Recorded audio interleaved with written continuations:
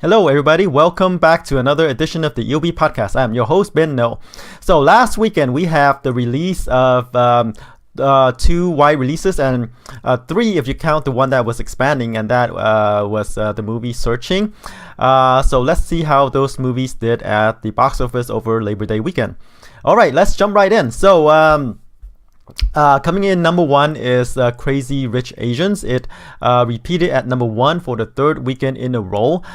This is a movie that I said I made some crazy predictions for its opening weekend. I said it could probably do 35 to 40 million 3 days, for 5 days 50 million, but it turned out to open a little bit lower than that. But it's still a pretty good figure when we're talking about romantic comedies. It opened to 26 million, and then through word of mouth it keep on repeating at the box office to lowest drop-offs. And like I said, I initially said this movie could open so high was because the press for this movie was crazy.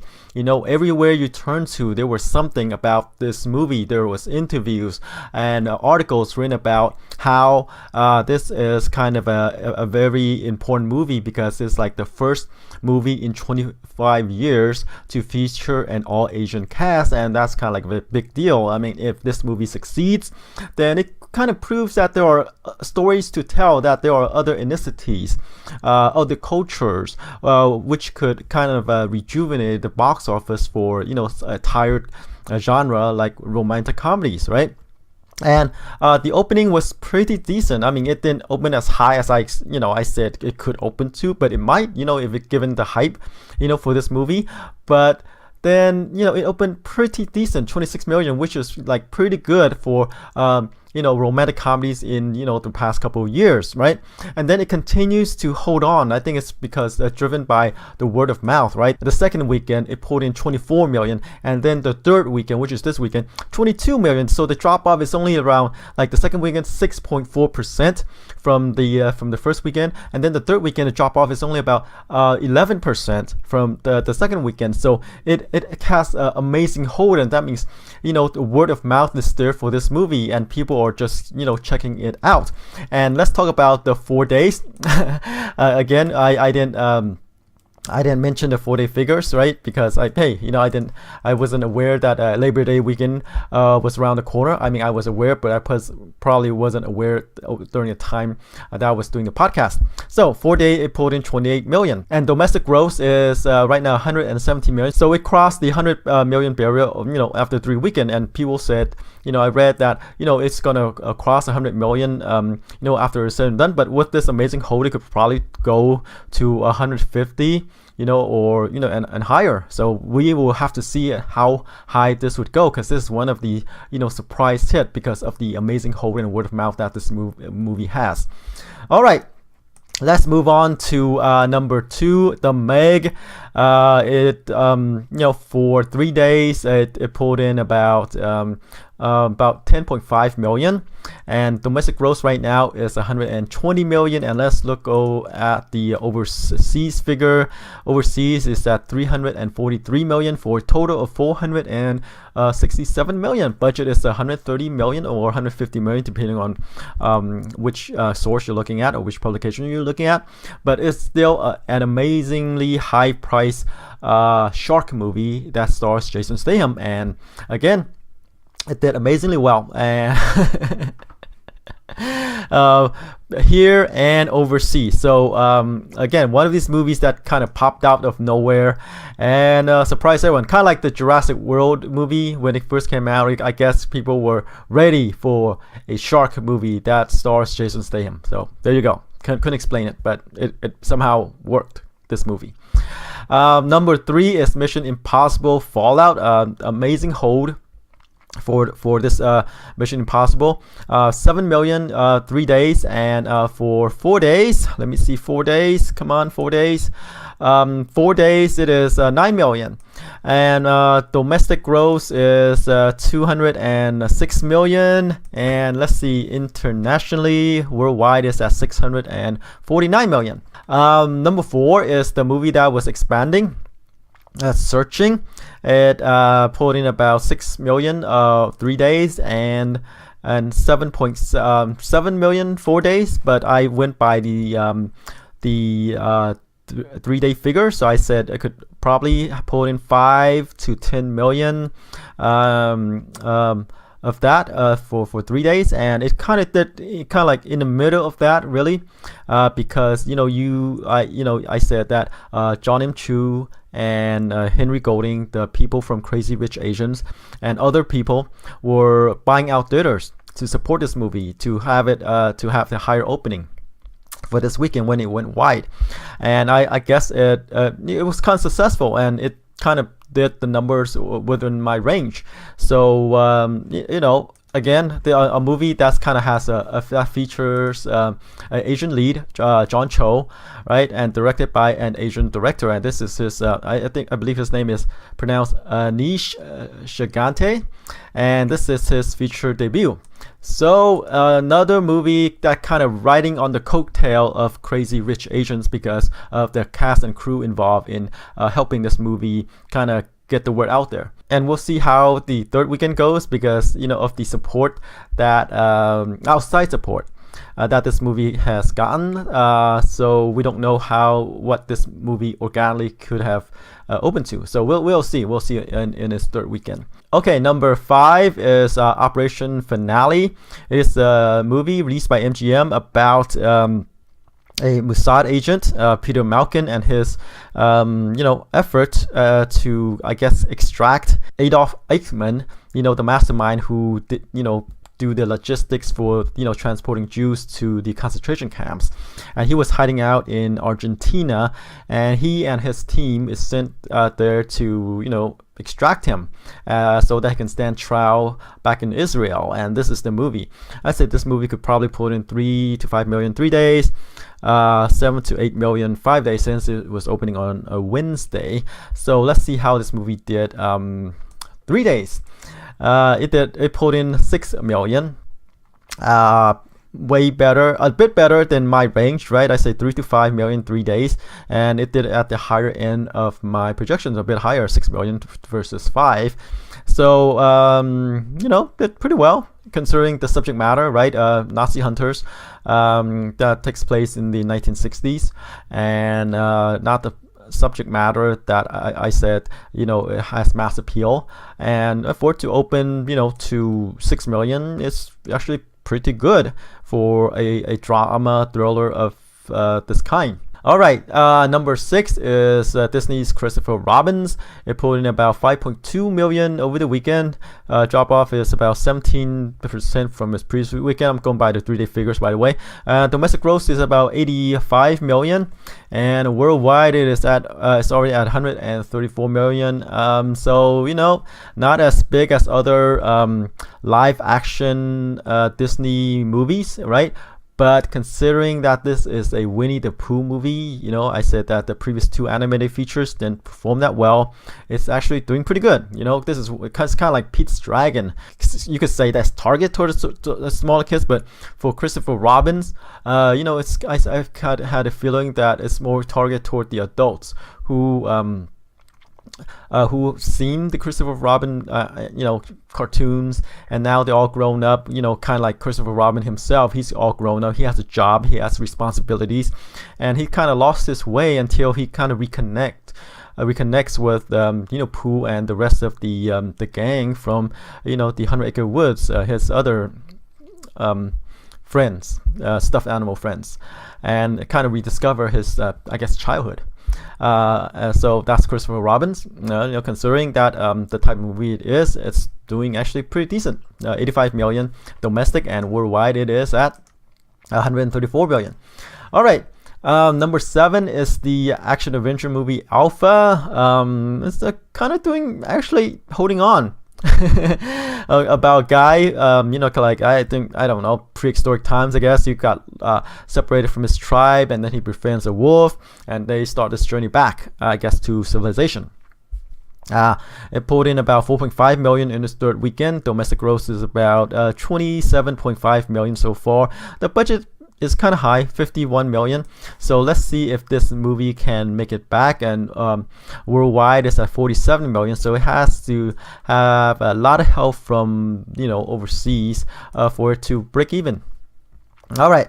Number 8 is the Melissa McCarthy Muppets comedy, the Happytime Murders.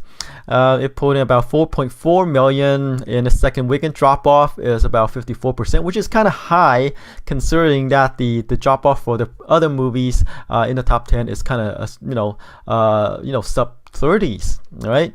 With Alpha being 24, and Happytime Murder is kind of like the highest one yet in top 10 at 54%. Second weekend drop off is huge. And no wonder, because has a C- cinema score. Reviews are terrible, 23% at Rotten Tomatoes. Lowest opening in recent Melissa McCarthy filmography, right? Her and her husband Ben Falcone kind of produced this movie. The choice is theirs, and they have made some pretty terrible decisions with their movies lately, whether writing and directing them, or this movie producing them, right? So they somehow decided this is a movie for Melissa McCarthy to shine, and it turns out to be one of the lower grossing ones. So I have to think about that. All right, number 9 is BlacKkKlansman, the Spike Lee movie. It pulled in about 4.2 million over the weekend. Drop off is about 18%. 3 days here again. 38 million domestic so far, and this is turning out to be one of Spike Lee's higher grossing movies. All right, let's round out the top 10 with the Mark Wahlberg Peter Berg collaboration actioner Mile 22. It pulled in about 3.6 million in its third weekend. Drop off is about 44% from the previous weekend. Domestic gross is 32 million, and worldwide it is at 39 million. It hasn't opened that wide overseas yet, but again, another collaboration by director Peter Berg and Mark Wahlberg. You would think this is kind of in line with the other collaborations like Lone Survivors and others, with action. And then the Raid guy is here, Iko Ukwai is here, but it didn't do as well as I expect this movie to do. It has a B- cinema score, so action fans thought it was kind of average action movie, and 22% at Rotten Tomatoes, so critics weren't impressed. So that is Mile 22. Probably too familiar. This movie is kind of like 16 Blocks, that Bruce Willis movie about him transporting a witness to the courtroom. Over 16 blocks. This is Mark Wahlberg transporting some gang MacGuffin, let's call it that. Over 22 miles, right? And they have to survive during that trip. That's Miles 22. All right, and of note is the movie Kin is at number 12. It opened to 3 million. This is a movie that I thought could open to between 8 to 10 million, because it has some special effects. It has James Franco, Jack Rayner, Zoe Kravitz is here, Dennis Quaid. So it has some names, except that it has a kind of a wonky storyline. A kid discovers this alien weapon, and they're on the run from the local mobster. James Franco's the head of that local chapter, right? And I guess aliens people coming to collect that weapon that kid somehow found, and there it goes. I thought it could open somehow I thought it could open to 8 to 10 million, but it pulled in about 3 million. It fell off the top 10. So all right, that's it for the top 10. Let's move on to the new releases. We're gonna have 3. We have the faith-based film God Bless the Broken Road. Then we have the action movie starring Jennifer Garner, Peppermint, and the horror movie that is set in the Conjuring universe, The Nun. All right, let's start off with God Bless the Broken Road. So it stars Lindsay Plessifer, Jordan Sparks in here, Robin Givens, Andrew Walker. It is co-written and directed by the God Is Not Dead director, Harold Kronk. Pucifer, I believe that's how you pronounce her last name. Pucifer. Stars as a grieving mother, right? She married a soldier who got killed in action. She's grieving, and she has a hard time, right?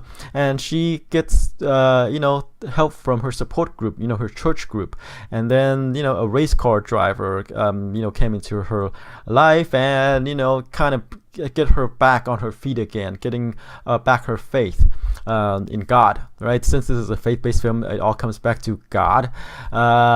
So there you go. So it's heavily promoted as from the director of God Is Not Dead, except that this movie is not as preachy as the God Is Not Dead movies, even though it's still there. It's more like a straight drama with people pulling her back in, into believing, having faith again in God. Having said that, it's not overly preachy, I would say. It is not. It's kind of like more of a straight drama. I think this movie could probably open to about 5 million over the weekend. So we'll have to see, right? Again, with these faith-based films, we don't know which one the faithful will support. This could be one that is as popular as the other movies that we could open in the teens, or it could be one of this where there is some support but not as popular as the God Is Not Dead movies. And I feel that this could be one of them because, like I say, it's not that overly preachy. And that might be bad for this type of movies, right? So 5 million for God Bless This Broken Road. All right, let's move on to the action movie Peppermint.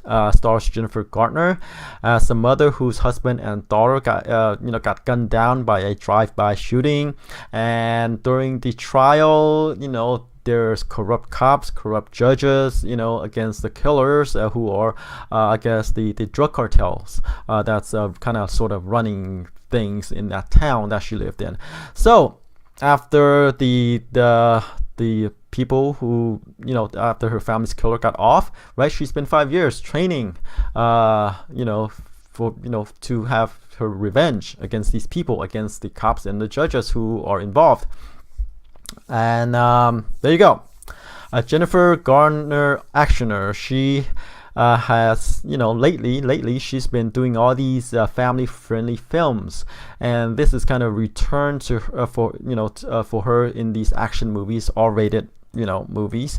Garner, I don't feel that it's not that big of a draw, but she is a name, right? So this movie could probably open to about, I think, 10 million or so, maybe if she gets lucky, or if this movie appeals to more people. I think it could probably open to 15 million, but I feel that it's one of these small action movies where only Gardner is the anchor. There's no other co-stars here to kind of lift this up into that higher category opening.